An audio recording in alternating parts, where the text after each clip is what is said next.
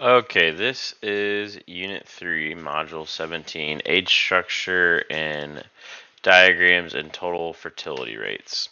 So, our learning goals today are explain the factors that justify carrying capacity of humans on Earth, describe the social and cultural diverse drivers of human population change, describe and interpret age structure diagrams, explain the factors that influence the total fertility rate, describe replacement level fertility. So with our first one, human populations are not have has not always grown at this rapid rate. When agriculture output increased about 400 years ago with the invention of the plow and other farming tools, as well as improvement in sanitation, death rates fell and the birth rates remained high, leading to a rapid rise in population growth to today's estimate of 8 billion people. So this is right here a graph of how our population kind of exploded in the last 1,000 or so years. So from 800 BCE, the advent of agriculture, we had 2 million people across the entire globe, and then from about the mid you know 1900s, before that probably 1600s, everything kind of blew up, even with a black plague in there. But since then we've kind of shot up, and I think if this graph is a little bit old, it might show a drop in COVID, and then we're starting to spike back up again, but still a pretty impressive growth for less than 1,000 years. All species have a carrying capacity. For humans, that number is not known. So there's this pretty famous guy, Thomas Malthus, and in 1798 he observed the exponential growth of humans and concluded that eventually our need for food would exceed our capacity. Some scientists believe that. Some scientists say we've actually already overshot it, and some think that we are going to be fine because it's going to create innovations that we don't know of yet. And so these are the two graphs of their different ideas. So this first graph, the color, this is people with adequate food supply. This is folks with surplus food during that time. So from 100 to 90 years worth of time.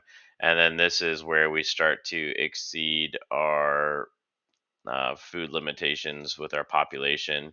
And then the inverse is true here. So we're saying that there's always going to be some sort of extra food, but when we get really close, that's going to spark innovation, which will cause a new invention or new growing formula or something that will make it so that way food is not a limiting factor for the human population.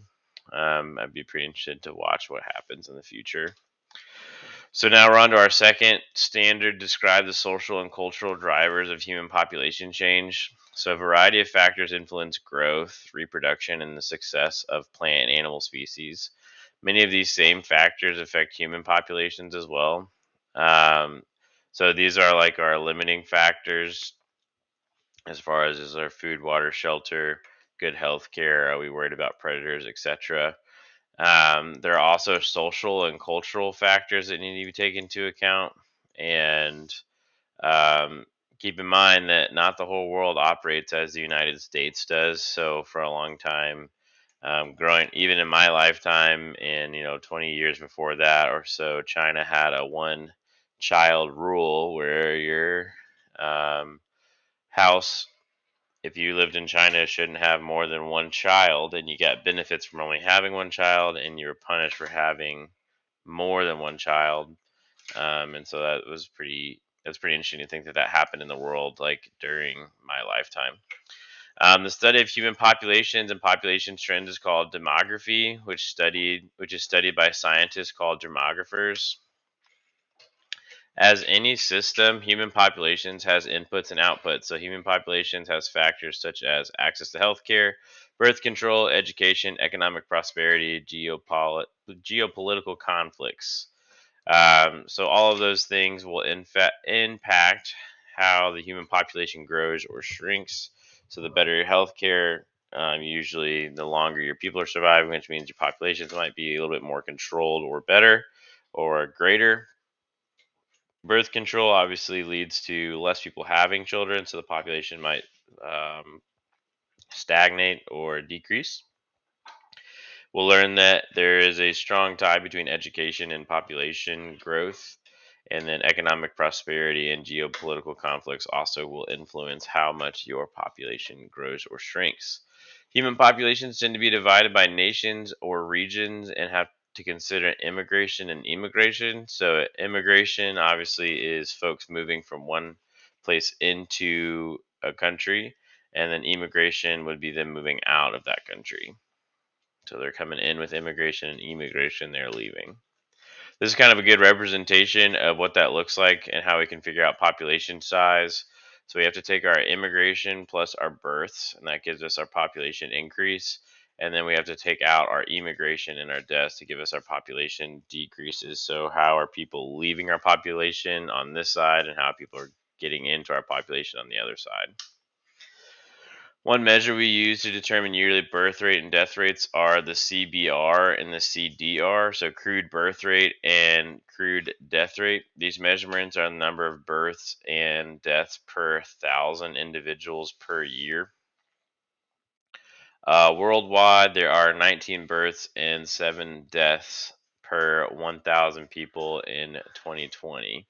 And so this is like when they say 1 in a million. So they say every 19 of every 1,000 people, there was that many births, and every 7 people out of 1,000 were dying in 2020, which is pretty interesting. So, anyways, the global population growth rate in percent, we took our crude birth rate minus our crude death rate. We're going to divide that by 10 and then multiply it by 100. So 19 minus 7 is 12, divided by 10 times 100 is the population still grew 1.2% in that 2020. We don't have to consider anything about immigration or immigration because it's just a global population. So we don't have aliens yet. And I think that anybody who has traveled to space has been back already. In order to calculate growth for a nation, immigration and immigration need to be taken into account. So the national population percentage growth rate is our crude birth rate plus our immigration that's coming in. And then we're going to subtract out our crude death rate and our immigration. So people leaving our population. And then you divide by 10 and then again multiply by 100 to get our percent. So the CBR and CDR don't consider migration. So the net migration rate needs to be calculated, which is adding these things in. And what is the difference between immigration and immigration in a given year per 1,000 people in the country? Another factor that is considered in each nation's life expectancy or average number of years that an infant born in a particular year in that country can be expected to live, in the current given the current life and death rate. So every year, a group of scientists, probably demographers, come up with the expected life expectancy of children born in that year. So, for example, if let's say this was 2022, if you were a child born in 2022 and you lived in Canada, it expected that you would live to 81 years old or more. But if you live somewhere in the southern African continent, you'd probably live from 60 to 69.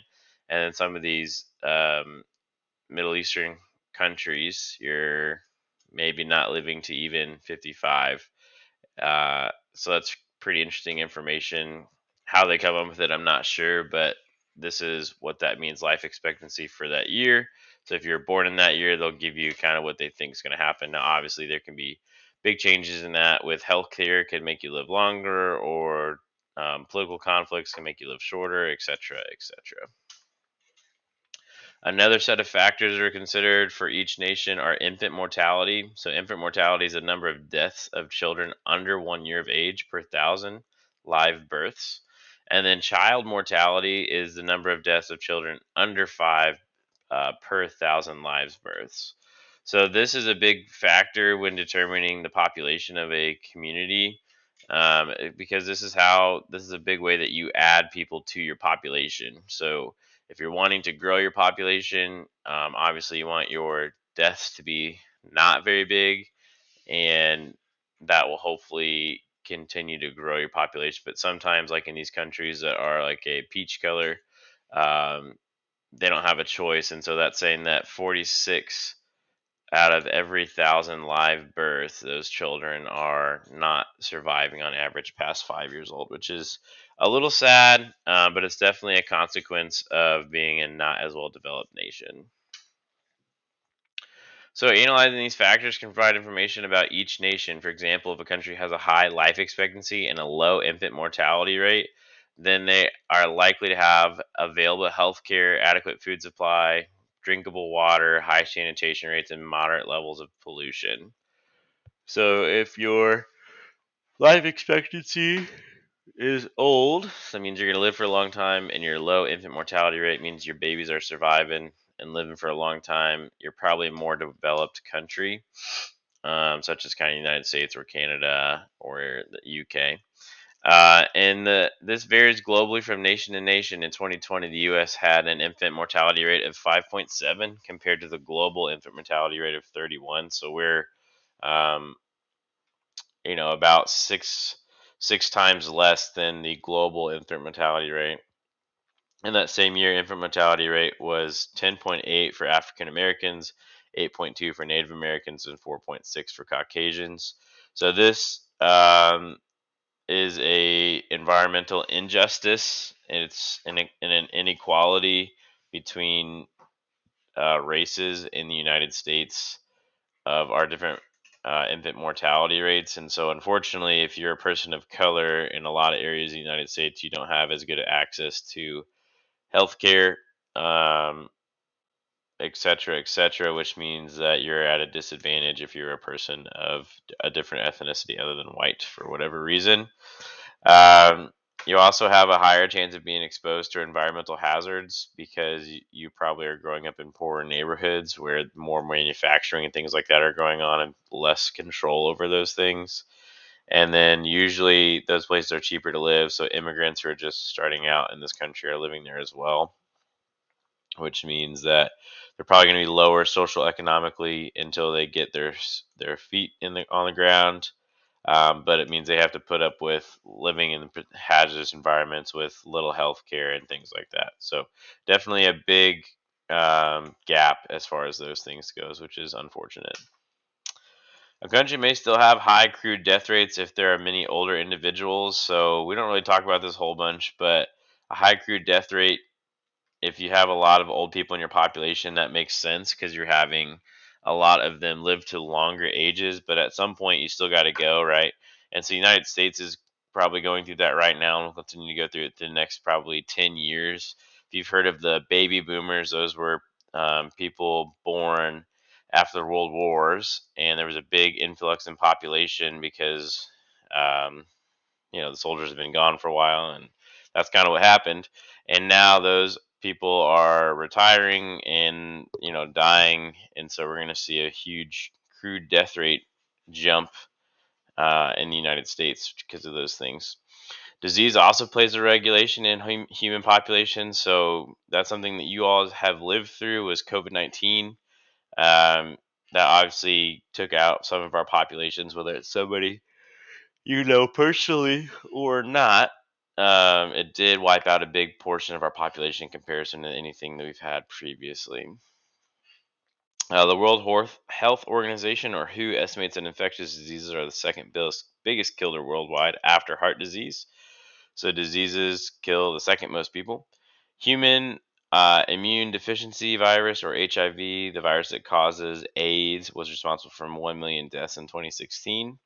Medical improvements in treatments and healthcare have led to decreases in mortality, but the extent of HIV infection worldwide is not distributed evenly globally. So you can look at this chart right here, this graph, and you can see that some of our less developed countries are going to have more issues with HIV. And part of that is they don't have the adequate birth control methods, so condoms to protect that, as well as being able to treat it, or mainly just information about it. Some things I find interesting on this chart would be that the Middle East and Northern Africa is much lower than other parts of Africa, and it's lower than Western and Central Europe and North America. I think that might be because of religious reasons, but it's still very interesting that they are so low in comparison to some of these other developed countries and things on their own continent. We're on our third standard now, so describe and interpret age structure diagrams. One way to visually represent the number of individuals within a specific age group for a country, typically expressed separately for males and females, is called an age structure diagram. So these diagrams have three separate groups. So we group them in pre-reproductive, so 0 to 14, you're not having kids. 15 to 44, you will be having kids at that point. You've hopefully already went through puberty and you're able to reproduce. And then post-reproductive, whenever your body is not really meant to have children anymore. So these is what they look like. They have different structures, and the way that they're shaped has different meanings about populations generally. And we're going to go through those here in just a second. So, as a country with more younger people than older people, it tends to have wider bases. This is known as a population pyramid and is indicating of a developing nation. And so, as an example, Nigeria would be a good example of that. They have a wide base and a thin top. So, the idea is it's a developing nation and they're living longer. And that's why this base is wider, because as these people in this demographic move up in age, they're going to have more children, which would make this whole population much larger.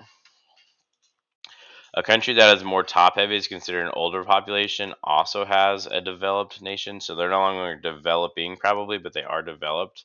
And so a top heavy one would be kind of the United States. And this is where those baby boomers are right here.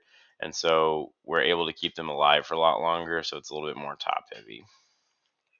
A country that is more middle heavy is typically slowed down in growth, but also considered to be usually a developed nation.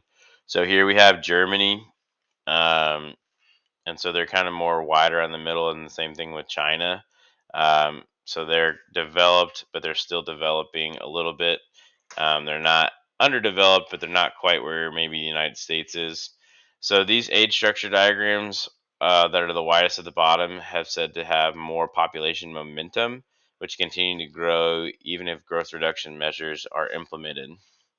So the fact that Nigeria has a wide base means that even though if these people only had one child each, it's still going to be more than what we're looking up at top as far as percentages go.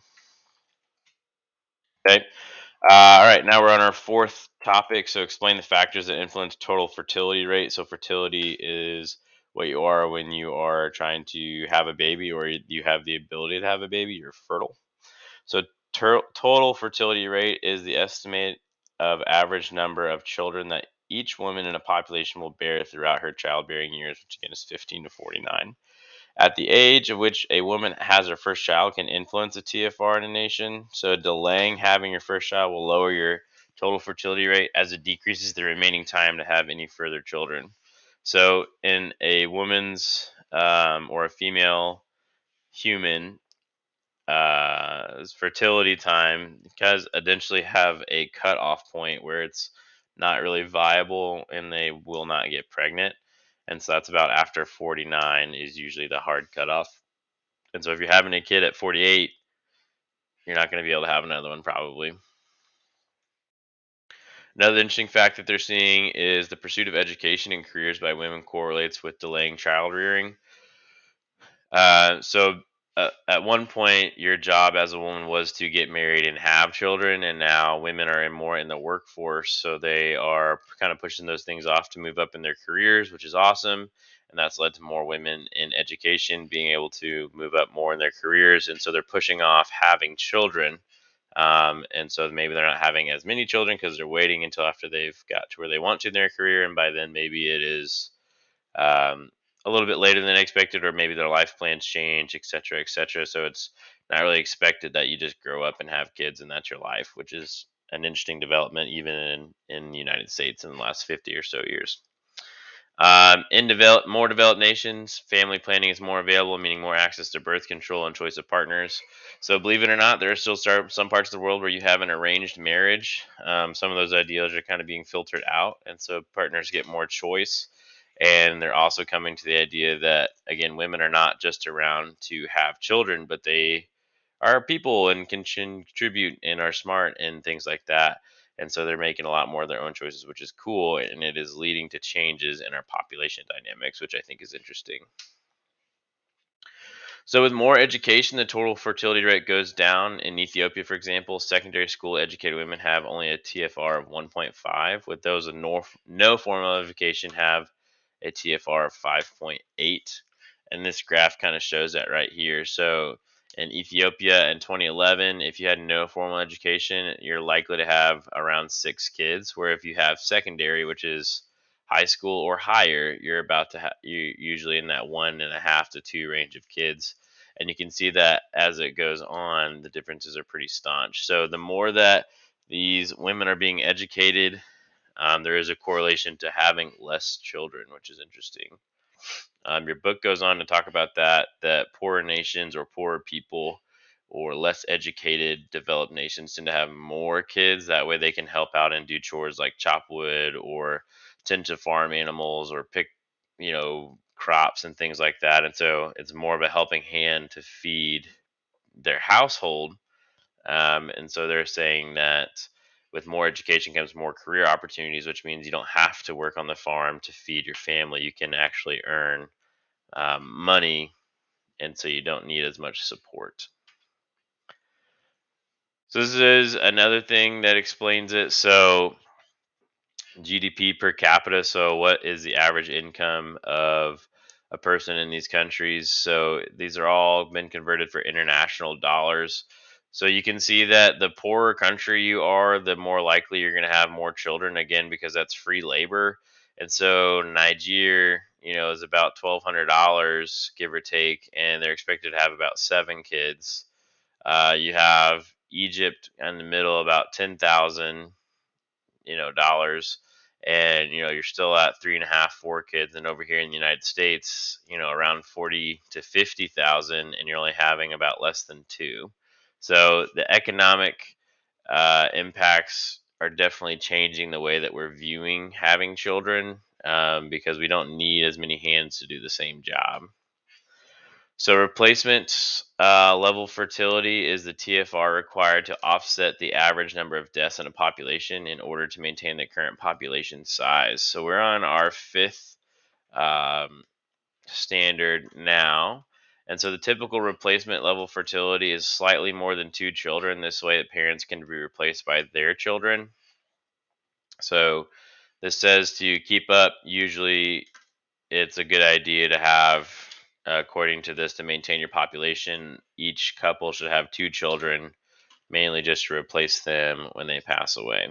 In many developed nations, replacement level fertility is about 2 or 2.1, with many higher income nations dropping as low as 1.6. So, again, the more income that you're making, usually the less children you're having. Developing nations tend to have higher replacement level fertility and will continue to grow. Again, those are your poorer nations uh, where children are free labor. Given enough times, these levels will eventually all level out and fall. So this is the country of Georgia in 2020. You can see that they have quite an older population, and then their expected population size in 2050. It kind of shoots more into the middle, and then you see that base is getting wider, so it's starting to develop as a country and get maybe more economic prosperity. And so hopefully it'll show that same. We're having less children because we don't need as many. And that is your module 17 notes. Let me know if you have any questions.